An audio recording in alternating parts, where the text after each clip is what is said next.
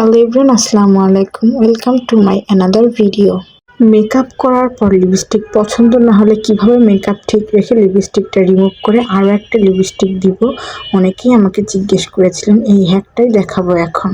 তো প্রথমে আমি আমার কাছে অলিভ অয়েল অ্যান্ড যেটা মেকআপ রিমুভার যেটাকে বলে, আমি নিউ কেয়ার বেবিদের যেটা ওটা ইউজ করি।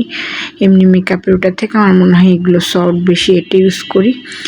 চলেন এখন আপনাদেরকে দেখায় কিভাবে আমি লিপস্টিকটা রিমুভ করলাম এবং মেকআপও নষ্ট হলো না।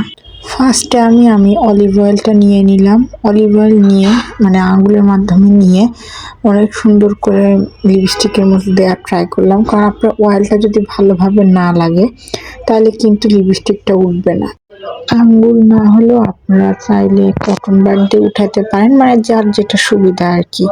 তো বেশ কিছুক্ষণ একটু ভালো করে স্মুথভাবে আপনাদের ঠোঁটটা লিপস্টিকটা ক্লিন করে ফেলতে হবে। তারপর ওয়েট টিস্যু, আমি আপনাদেরকে দেখিয়ে দিয়েছি নিউ কেয়ারের যে ওয়েট টিস্যু, এটা আমি ইউজ করেছি।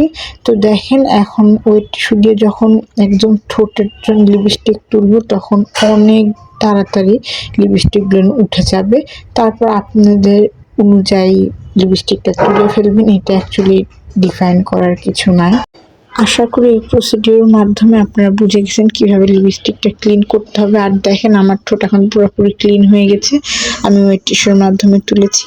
ভিডিওটি উপকৃত হয়েছেন। আজকের ভিডিওটা এই পর্যন্ত। নেক্সট কোনো হ্যাক নিয়ে আবার আপনাদের মাঝে আসবো ইনশাআল্লাহ।